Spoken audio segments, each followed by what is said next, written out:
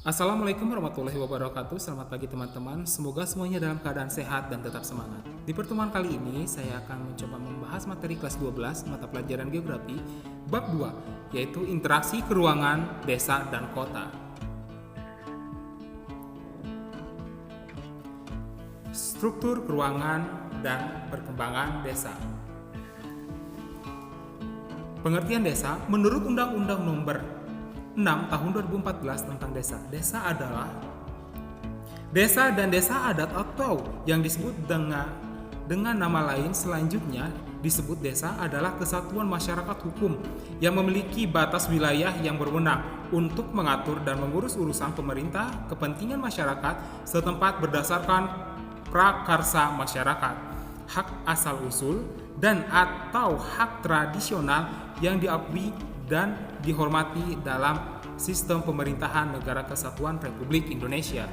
Desa adalah suatu daerah tempat tinggal penduduk yang jauh dari kota. Adanya homogenitas pada penduduk desa, baik dalam hal mata pencaharian, yaitu mayoritas agraris, nilai kebudayaan maupun tingkah laku, hubungan antar penduduk yang akrab. Ciri-ciri pedesaan sebagai berikut. Yang pertama, masyarakat desa bersifat homogen dalam hal mata pencaharian, nilai-nilai dalam kebudayaan serta dalam sikap dan tingkah laku. Yang kedua, kehidupan di desa lebih menekankan anggota keluarga sebagai unit ekonomi.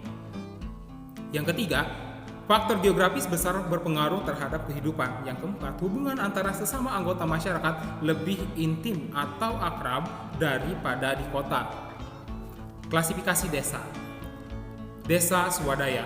Desa yang memiliki ciri masyarakat yang masih terikat pada tradisi dan memiliki lembaga sosial sederhana. Sebagian masyarakatnya memenuhi kebutuhan dengan produksi sendiri. Desa swakarya. Desa yang telah berkembang lebih maju dan ditandai ciri seperti adat istiadat yang berkembang, adanya pengaruh dari luar desa dan diverifikasi mata pencahariannya masyarakat. Desa swasembada. Desa yang telah maju dengan sangat sedikitnya pengaruh adat istiadat terhadap kegiatan ekonomi masyarakat. Potensi dari desa. Potensi fisik desa yaitu dari segi tanah, air, ternak, dan penduduknya. Sedangkan potensi penduduk desa yaitu gotong royong, aparatur desa, dan lembaga sosial. Struktur ruang desa itu terbagi ke dalam 3 kelompok. Yang pertama, A. Memanjang jalan. Yang B. Memanjang sungai. Yang C. Memanjang pantai. Yang D. Tersebar. Yang E. Radial. Pola permukiman desa. Pola permukiman menyebar. Dapat Anda jumpai di daerah dataran rendah yang selanjutnya. Di dataran rendah, penduduk bebas membangun rumah tanpa terhambat faktor topografi. Pola permukiman desa. Pola permukiman memanjang di sepanjang tepi sungai. Dapat dijumpai di sepanjang tepi sungai atau tanggul sungai. Pola permukiman memanjang di sepanjang tepi jalan. Keberadaan jalan yang melintasi suatu daerah akan memicu perkembangan permukiman di sepanjang tepi jalan. Yang selanjutnya, permukiman di dekat jalan memudahkan penduduk untuk berpergian. Bisa dilihat contohnya pada gambar. Pola permukiman memanjang di sepanjang tepi pantai. Biasanya dibangun oleh penduduk yang bermata pencaharian sebagai nelayan. Pola permukiman mengelompok. Terbentuk di titik-titik pertemuan atau persimpangan jalur transportasi dan pegunungan.